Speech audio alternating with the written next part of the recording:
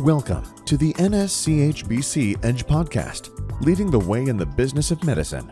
Now here's your host, Terry Fletcher. Hello, everyone, and welcome to the NSCHBC Edge Podcast. I'm your host, Terry Fletcher. The Edge Podcast is brought to you today by the National Society of Certified Healthcare Business Consultants. Our goal is to discuss healthy business principles, have conversations on the business side of medicine, so that you and your practice can thrive, be profitable, and successful for years to come. I'm excited about our topic of discussion today because it's one that we have not tackled yet. And it is, how does a physician know when it's the right time to sell their practice or possibly purchase a practice? And what are the steps to get started on that? And that is called valuation. With me this week to tackle this topic, I welcome fellow NSCHBC member Alex Nechay. Alex is a certified valuation analyst and a senior valuation consultant with Transition Consultants. Alex has successfully guided numerous clients in selling their healthcare practices and routinely performs valuations and fair market value appraisals of physician practices throughout the country. So we're very lucky to have him on our podcast today as a subject matter expert. Alex, welcome to the podcast. Hi, Terry. Thank you for having me. Yeah, we're excited about this topic today because, again, it's not one we've done before. And I have to say, this is something that I eventually or sometimes get a question from my clients. I'm thinking of selling, but I really don't know, where to start. And so how would I really prepare this? So let me throw, just to get started, throw something out there. So when a physician or practice ponders the idea of selling their business, how do they know it's the right time to sell? Great question. I think that overall, it's more of a lifestyle changing event. Physicians usually, from our experience in medical practices, especially, they don't sell more than like once in their lifetime. So when it's time to retire, occasionally physicians obviously move. That would be the time that they sell as well. Quite often, physicians, I want to say that they wait too long before they start planning this. We get calls multiple times a month where a physician is, maybe ill, some kind of life-changing event happened, and they need to do this as soon as possible. I think planning ahead goes a long way. It takes about a year to sell normally, and contacting someone who is experienced in practice sales or even valuations would be a great place to start. And so it's interesting you said that, because sometimes I've noticed that on occasion when a physician brings this up to me, and it's funny because I thought my job was hard. I mean, I'm in the revenue cycle management part. I think what you do is just very tough. But I get physicians that basically, like you said, they wait too long, or they really say, should I just put an ad somewhere? And I obviously this is not my subject matter, but as a practice financial evaluator, Alex, what are the first steps that you take to start the process? So let's say a physician, whether they waited too long or they were proactive and, knew what they needed to do. What's the first thing you do in your process as far as to sell a physician's practice? Well, first, obviously, after speaking to the physician and understanding what they want to accomplish, their timeline is obviously very important. We need to understand the practice. So we start by gathering information on the practice, and that could be financials, practice metrics on like CPT reports, payer mix reports, and trying to understand where the practice is at. Usually, I think the valuation is a great place to start, just because, again, I get calls every day where physicians sometimes even have a buyer, they just don't know where to go. Or also buyers call us and say, hey, I'm really interested in this practice, and the doctor wants X amount for it. What do I do? So valuations is a great tool. It's really, really invaluable, honestly, because you don't necessarily need it. You don't need to share it with the other party. It's more so for you to understand what the practice is worth, and you can apply it either to an existing deal or start planning for the future to sell in a year. A lot of the times when I do a valuation, I can tell, what can be done to the practice potentially in the next year or 2 years, maybe that the physician has before they have to sell, so that they can prove the value and really sell on their terms. Quite often, physicians sell after they started cutting their scheduling, slowing down. So it's a real problem. Doctors work a lot. They love their work a lot of times, and they get burned out.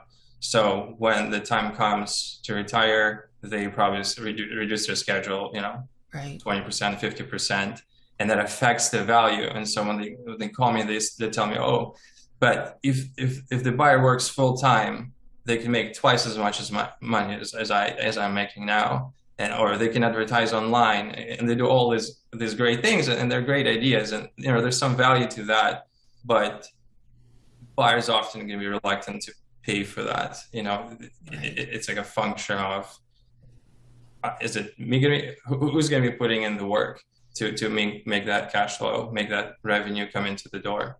So I think not slowing down is very, very important.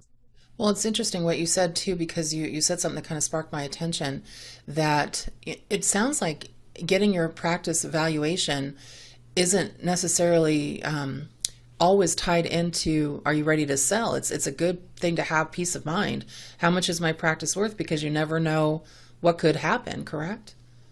Yes, definitely. I have clients that do valuation for every year. Sometimes it's a growing practice. They have other physicians coming on board, and they want to know the value. Sometimes it's just planning for retirement, knowing what it's worth, what the market looks like. So. And then seeing if you need to add some providers or sell, or wherever you're at. So valuation, and that's really great to bring to our listeners, for those of you that haven't done an appraisal of your practice or evaluation of your practice, regardless if you're, trying to sell it. It sounds like, don't you really want to know what your practice is worth? Because, and you might have run into this, Alex, in your travels as a consultant like me, a lot of people will say, oh, and I get this, people want to purchase my business, for example. And I'm not trying to be arrogant about it, but without me in my business, it's not worth what it could be without me in it, because, it's Terry Fletcher Consulting. So just transferring that to a physician practice, especially a solo practice, I would think part of your valuation, and correct me if I'm wrong, also talks about if that provider leaves versus if they stay, and what is included with that sale, such as their ancillary staff, administrative staff, if they've got any mid-level providers. Is that part of your process when you evaluate a practice? Yeah, so a couple of things here. I've met so many physicians that think their practice is worth nothing. It's really funny, actually. They think it's worth how much? Nothing? They think it's worth nothing, because a lot of times, if the doctor especially is really good, they think I'm the practice. And, there's truth to that, but at the same time, it's all about the value as well. So okay, good. It might not be nothing, but it might be something. So it depends on the specialty. A lot of times, like, primary care, probably easier, right? Unless you're some super amazing doctor, you see a high volume of patients, but if you're a plastic surgeon, for example, then and that's like another extreme where people go there for your name, most likely, especially if it's a solo practice, especially if the practice is your name as opposed to some, business name. So it's a case by case scenario. I think physicians don't want to just close doors if they could get something for it. It might take some time. Some things might sell within 6 months. Some practices that are maybe where the physician is very prominent might take a year, sometimes 2 years. Like, I've sold a practice. It was mostly cosmetic dermatology in Beverly Hills area, and the doctor was producing on his own $4 million. Okay. Wow. And this is such a rare thing to see. Yeah. Someone, and it's all cosmetic, it's like injections basically. We still sold it. Like, it took me, I think, less than a year actually. Wow. So there are buyers out there. You just need to position the practice correctly and sort of have enough time to sell. And the second thing I want to touch on, you asked me about the employees, right? And other providers. Yeah. So from my experience and what I've seen, employees are pretty much always going to stay. We don't tell employees about the sale until it's very close to closing. I know it sounds a little bit sketchy, but you don't want to create any sense of worry among the Right, I staff. get that. Yeah. Like if it takes a year to sell, you don't want to tell them now and they're going to worry for a year. Most of the time, buyer's going to meet with them before the sale happens. They will maybe even give them a raise. Like I just sold a practice in Georgia, and all the providers get huge raises because the buyer just wanted to keep them happy. So staff pretty much always stays, because in the end of the day, patients want to come into the same office, see the same receptionist, and although the doctor is going to change, if there's a transition that is well thought out, they will stay. Providers, so other providers, like not non-owners, right. But whether it's doctors, whether it's mid-level providers such as PAs and nurse practitioners, a crucial part of the practice. The buyer will definitely want them to stay and keep them happy, so they will most likely require that they sign on. They would sign employment agreements with the buyer before the deal goes down. Because, like for example, the practice in Georgia, there was one owner and there were 4 mid-levels. And those 4 mid-levels, if you think about it, they account for more than half of revenue. I say that's a lot. Easily. Yeah. So it wouldn't make sense for the buyer to buy this thing if they're going to walk. So yeah, it's very important that they stay. Wow, that's crazy. But it's funny that you mention it because, I mentioned my business versus, a single practitioner who has their name on the door. For our listeners, one thing to keep in mind as you're pondering this question, what is your practice worth? Remember, as you are thinking about this, and even if you contact Alex to help you with this process, patients aren't just about the provider. They are also about familiarity and comfort, and that includes ancillary staff, administrative staff, front desk, who they see when they walk in, and yes, mid-level providers. And I think sometimes that's missed in the overall, but people have to realize the older you get, the more you like things to stay the same. You like routine. Yeah. I know that's where I'm at. And you like routine. You like, you like the same decor. You like the same chair. You just like everything pretty consistent with what you're used to. And I think sometimes, especially the older practices and patients, can walk in and see, a transformation of what they thought was homey, and all of a sudden it's this new modern office, and it can be a scary thing. So I'm sure that kind of comes into it. So question that is interesting, you said average time is anywhere from maybe 6 months to a year, could be longer. Do you notice that it's different with specialty versus primary care? I think it depends on the practice mostly. So first of all, not all specialty practices sell. Oh, a lot of times practices that sell are usually the outpatient focused practices. Okay. And it's just, I think some specialists, they get paid a lot, and so ultimately the value, I'm touching upon different topics here, but ultimately the value comes from the premium that you get for running your own business as opposed to having a job. So if a primary care doctor can go and make, let's say $250,000 a year, if he owns his own practice and runs it, right, taking on a risk, and is a full-time provider there, he expects to make more than $250,000, right? You're taking on this risk, so you want to make more. And that's where the delta, that's where the value comes in most of the time. The practices still sell, even if they don't make more than the value of their labor, but it's all about their earning potential. It's all economics. So the buyers are buying this thing because they want to make more money. It's an economic decision. Do you also counsel on, so let's say that somebody came to you to figure out what the value is of their practice, and you come up with a number, and do you talk to them also about should they try and sell it versus should they try to merge with somebody else, or should they, consider other options as far as selling it outright? Is that something you also counsel on?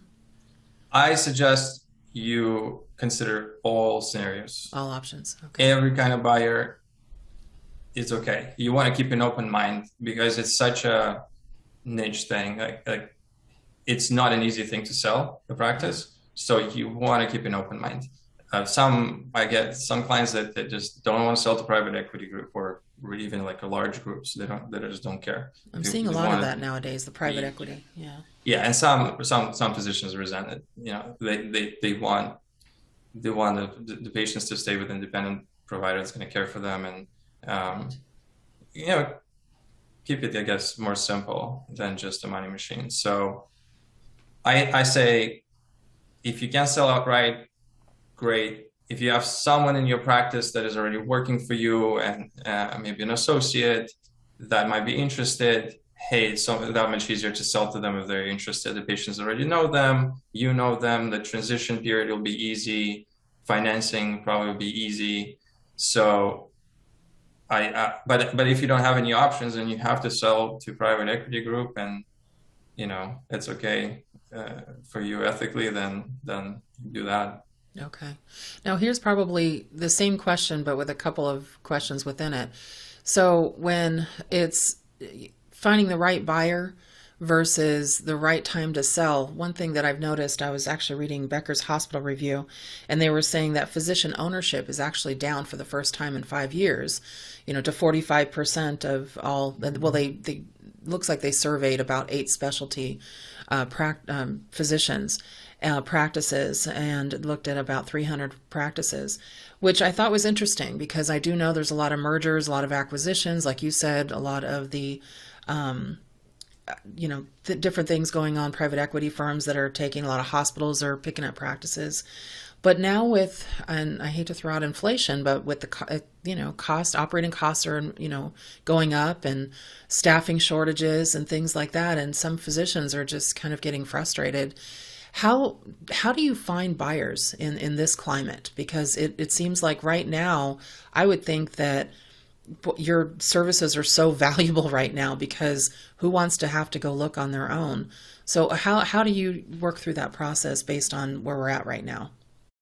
We had a really great year this year in terms of practice sales and valuation. So the activities nice. Remains high, but as we all know, and as you mentioned from the Becker's publication, that physicians don't go into private practice anymore. And it's been the trend for years now. So you still have independent doctors and entrepreneurial doctors that want to be in their own practice and be their own sort of boss, right? There are definitely benefits with it to owning your own practice.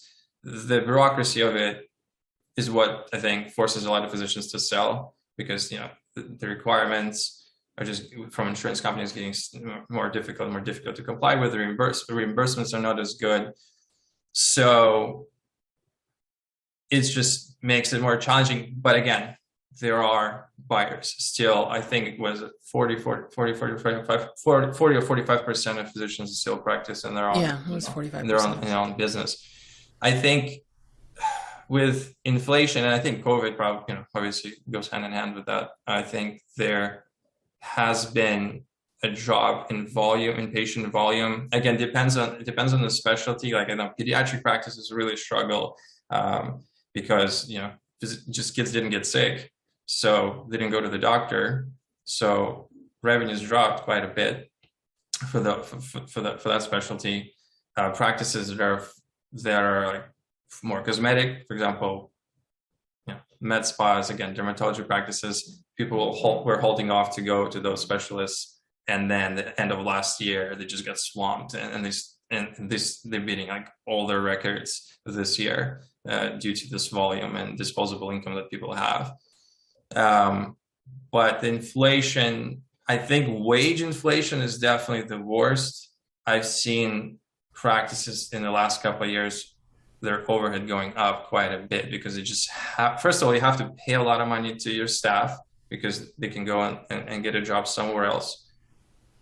And 2, finding staff is becoming a problem. I mean, we all know about this, the great resignation and whatnot, but it is. I have practices in New York where they tell me, hey, I have to have 4 people instead of 2 people, because it's impossible to find anyone to work as hard as they used to. I have people in Washington, like on the opposite coast, where they just can't find anyone at all to work, like in San Jose area, that practice.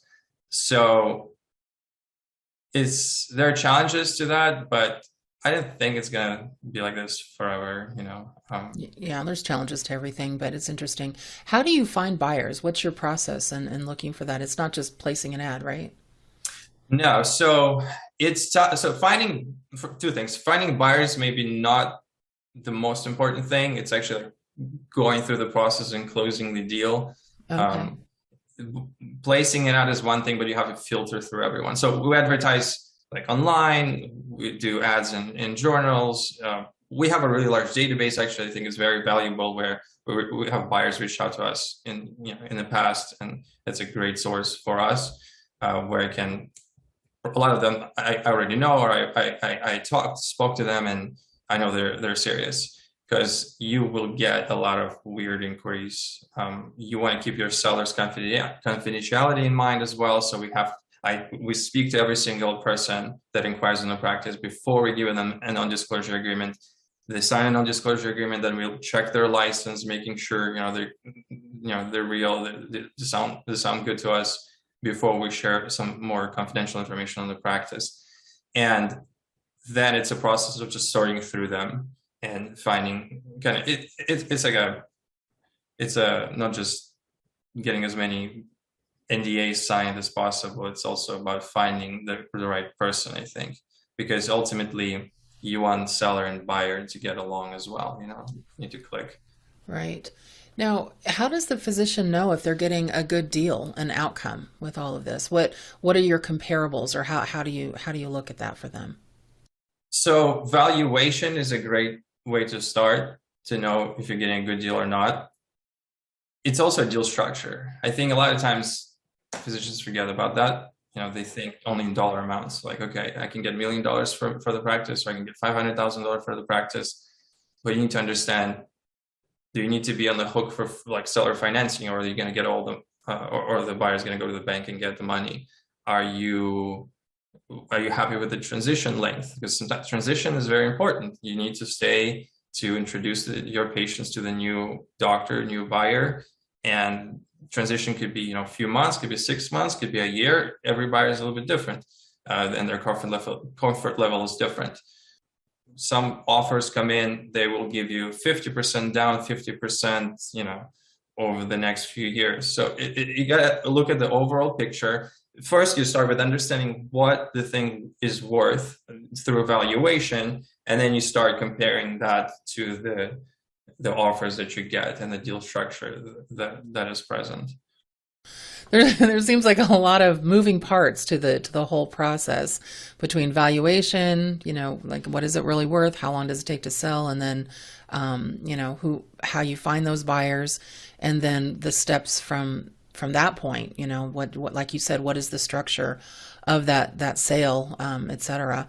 And do you help with, if they need it, do you help with financing and at least give them options there, or referrals to that? Yeah. So we refer to banks, and it's, most major banks have programs for physicians. So if you have a medical license, you have an MD, you can go and get 100% financing. Oh, wow. As long as the practice is decent, it has cash flow, it has capacity, obviously, to do their own sort of underwriting. And it's not difficult. I think, we had really low rates for a while, but I think physicians in a great place. If you find a good practice, you can get 100% financing, you can get some working capital as well. And, it's a great alternative to opening your own practice from the start. I mean, think about it. If you're going to go and open an office, you have to sign the lease, get the equipment, hire staff, you're going to be on the hook for all these expenses, and you have zero money coming in day one, day two, probably. So, or you will spend a few $100,000 to start up, I would imagine $200,000-300,000 easily. Here so you can might pay, be an option to buy a practice even. Yeah, maybe as much, maybe a little bit more, whatever it may be, depends on the practice. But you're making money day one, right? And you pair that with financing. I think it's a great idea. That's awesome. So just to kind of finish up our conversation here. Now, thinking about the practices that you've sold and practices that you've helped physician purchases and everything, and some of the follow-up you've done, I would think you'd get a lot of repeat business from success. Have you found that overall that this process, obviously you like what you do and sounds like you're very successful at it. Have you found that, physicians really come back to you as far as, if they need the help again or refer a lot? Put you on the spot there, Alex. Yeah. I love valuations, and I get a lot of repeat clients. I love practice sales as well. It's obviously a different animal, but we get, because practice sales is a more, like as I said, physicians usually sell a practice once in their lifetime, maybe twice. So a lot of the referrals that come in are word of mouth. That's the way we usually get our clients. That's awesome. But it's funny because we have sold several practices multiple times. Wow. It's really funny. Not many. There were a few. It's very funny. And then on the buyer side, yes, we do have a lot more than sellers. Obviously, we have repeat buyers. So I think if the transition is done right, the buyer and seller are happy, the practice will succeed. That's what we would like to see. At the end of the day, we want everyone to be happy. We want the buyer to be happy. We want the seller to be happy. We believe that if the deal is skewed one way or the other, a lot of times, it might not close or something might go wrong. So we are very straightforward and forthcoming in what we think, and want everyone to succeed. So transparency is key as well. Very important, yes. Very more important. Very so simple. If you had one thing to basically just in closing and talking to our listeners, would it be that regardless if you're ready to sell or wondering if you should sell, or you think that could be a possibility down the line, do you think it's the time, to get a practice valuation? It really couldn't hurt and give you peace of mind. Definitely. I think valuation is a great tool to start the process. Whether you're 1 year is probably you're running out of time. If you're 5 years out, if you have a potential buyer, you have an associate that might want to join you, you just want to plan for your retirement, because your practice is still an asset. It's worth it. You worked there for 20 years building this, so you want to be sure you get your money's worth, right, for all the hard work that you put in.